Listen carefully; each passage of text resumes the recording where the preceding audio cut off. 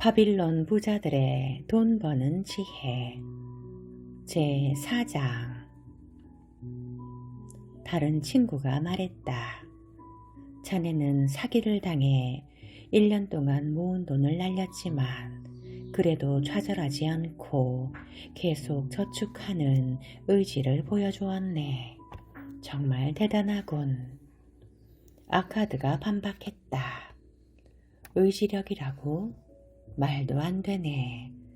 의지력만으로는 낙타나 황소가 끌 수 없는 무거운 짐을 옮길 수 있을까? 의지력은 마음먹은 것을 해내겠다는 결심일 뿐이네. 나는 일단 목표를 세우면 아무리 사소한 일이라도 끝까지 해낸다네. 작은 일도 제대로 못하면서 어떻게 중요한 일을 해낼 수 있겠나. 앞으로 100일 동안 다리를 건널 때마다 돌을 주워 강에 던질 것이다. 내가 이렇게 마음을 먹었다면 나는 꼭 그렇게 할 것이네. 그런데 내가 7일째 깜빡하고 다리를 그냥 지나쳤다면 어떻게 할 것 같나. 오늘은 그냥 넘어가고 내일 2개를 던져야지. 이렇게 할 것 같나. 나는 다시 다리로 되돌아가 강에 돌을 던질 것이네. 20일째쯤 되면 이런 생각을 할 수도 있네. 이건 정말 쓸데없는 짓이야. 매일 강에 돌을 던진들 이게 다 무슨 소용일까? 한 번에 돌을 왕창 던지는 거랑 뭐가 다를까? 하지만 나는 이런 생각을 하지 않네. 절대로 이런 말을 하지도 않고 이런 짓을 하지도 않을 걸세. 그저 내가 목표를 세운 일을 끝까지 할 것이네. 그래서 나는 어렵거나 실현 가능성이 없는 일은 시작하지 않으려고 조심한다네. 쓸데없는 노력을 할 필요는 없으니까 말일세. 또 다른 친구가 말했다. 자네 말이 정말 그럴듯하네. 그렇다면 누구나 쉽게 부자가 될 수 있어야 하지 않나. 그런데 세상에 있는 돈은 일정한데 모두가 많이 가질 수는 없질 않나. 아카드가 대답했다. 부는 땀 흘리고 노력하는 만큼 자라난다네. 어떤 부자가 화려한 저택을 짓는다고 하세. 그러면 부자가 쓴 돈은 그냥 사라지는가? 벽돌공도 돈을 받고 일꾼도 돈을 받고 예술가도 돈을 챙긴다네. 다시 말하면 저택을 지은 사람들이 골고루 다 나눠 가지는 거지.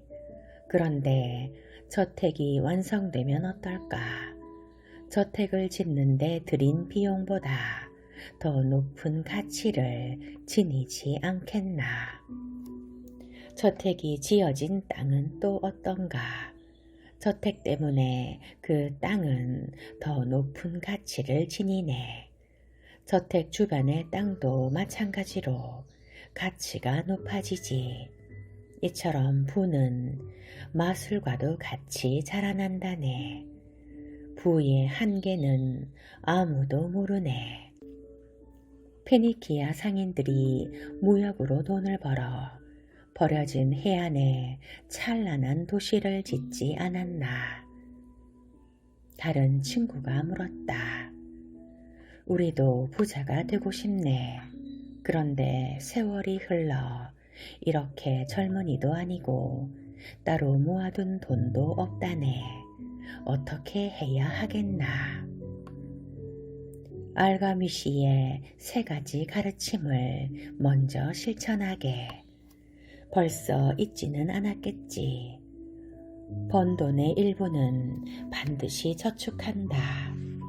아침에 눈을 뜨면 이 말을 반복하게, 점심에도 반복하고 저녁에도 반복하게, 매일매일 매시간 되새기게, 저 하늘이 마르고 닳도록 마음에 새겨야 하네.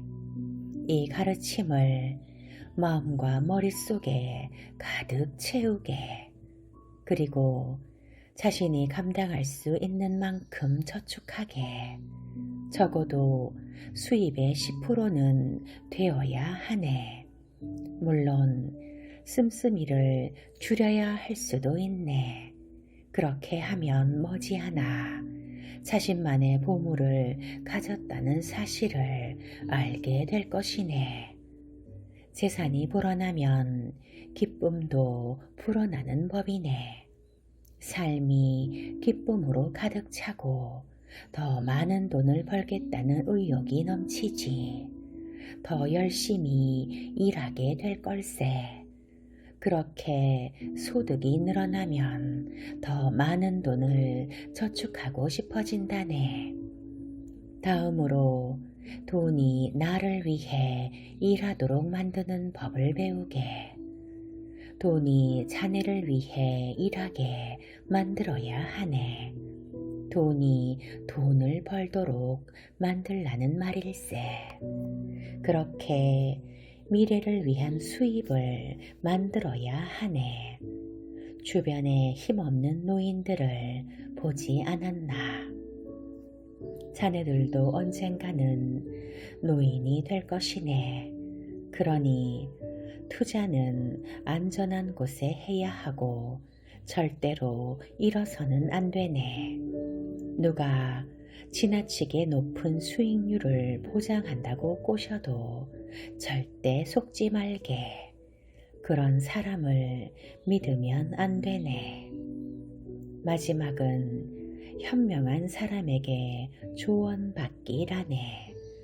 돈을 불리고 싶다면 돈을 잘 다루는 사람에게 조언을 들어야 하네. 나처럼 벽돌공에게 보석에 대한 조언을 구하는 실수를 하지 말게. 돈이 느리게 불어나더라도 안전한 곳에 투자하게. 인생을 사는 동안 삶을 즐겨야 하지 않겠나. 수입의 10%를 넘겨 저축하는 건 좋지만 생활이 너무 궁핍해선 안 되네. 그러니 10%만 저축하게. 그리고 수입에 만족하며 살게. 너무 인색한 사람이 되지 말게. 돈 쓰는 것을 너무 두려워해서도 안 되네. 한 번 사는 인생 즐겁게 살아야 하지 않겠나. 친구들은 아카드에게 고맙다고 말하고 길을 나섰다. 몇몇은 무슨 말인지 알아듣지 못해서 아무 말도 없었다. 몇몇은 손꼽히는 부자인 아카드가 궁핍한 친구들과 부를 나눠야 한다며 빈정대기도 했다. 하지만 몇몇은 어둠 속에서 한 줄기 빛을 보았다. 그들은 알가미 씨가 필경사인 아카드를 왜 찾아갔는지 어렴풋이 깨달았다. 가난의 암흑 속에서 빠져나와 밝은 빛의 세상으로 가고자 하는 아카드의 의지를 보았기 때문이다. 아카드는 그 기회를 놓치지 않았다. 깨달음을 얻은 몇몇 친구들은 시간이 날 때마다 아카드를 찾아가 조언을 구했다. 아카드는 친구들을 반갑게 맞아주었고 조언하며 지혜를 나누어 주었다. 또한 친구들이 안전하게 투자하도록 도와주었다. 덕분에 친구들은 돈이 돈을 벌게 만들 수 있었다. 알가미 씨가 아카드에게 진리를 전해주었듯이 아카드가 전해준 진리를 깨달은 그의 친구들은 인생의 전환점을 맞이할 수 있었다. 번 돈의 일부를 저축하라. 돈나무에 씨앗을 심어라. 너무 쉽다고 생각되지 않는가? 수입의 10%를 꾸준히 저축하면 부자가 될 수 있다니 어쩌면 허탈한 마음마저 들었을 것이다. 수입의 10%는 경제적 자유로 가는 기초를 닦아주고 당신을 부자로 만들어준다. 거창하고 대단할 것도 없다. 수입의 10%는 적다면 적은 돈이다. 수입의 10%를 저축하면 부자가 될 수 있을까? 이런 의구심이 드는 사람도 있을 것이다. 이 책을 읽은 지 20년이 되어가는 나도 처음에는 그랬다. 하지만 실천하겠다고 마음먹었다. 무슨 일이 있어도 수입의 10%를 모으기로 했다. 단지 그것뿐이었다. 무리해서 수입의 50%를 저축할 필요도 없다. 대신 이 돈은 절대로 건드리면 안 된다. 당신을 부자로 만들어줄 씨앗이기 때문이다. 처음에는 적은 돈이지만 당신이 회사에서 받는 연봉이 늘어나면 적립하는 돈도 점점 커진다. 버는 돈에 비례하여 쌓이는 돈도 늘어난다.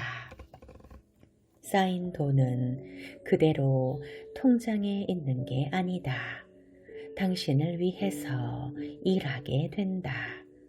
그 돈은 시간이 지날수록 남에게 아쉬운 소리를 하지 않게 만들어준다. 또한 남에게 손 벌릴 일도 없게 만든다. 책을 읽은 지 20년이 되는 지금 다시 읽고 무척 후회했다. 지금까지 쉬지 않고 수입의 10%를 저축했다면 어마어마한 금액이 되었을 텐데 라며 말이다. 나는 지금도 수입의 10%를 열심히 적립하고 있다. 수입의 10%만 꾸준히 적립해도 얼마나 큰 금액이 되는지 몸소 체험했다. 실제로 나 말고도 내가 운영하는 52주 독서 참여자들도 이를 실천하고 있다. 몇 년이 지나 상당히 큰 금액이 모였다고 좋아하는 사람들이 많다. 이들은 부자가 되는 길을 가는 중이다. 당신도 할 수 있다. 겨우 그 정도 돈이라고 생각한 사람이라면 더욱더 실천하기가 쉽지 않은가. 하자, 지금 당장.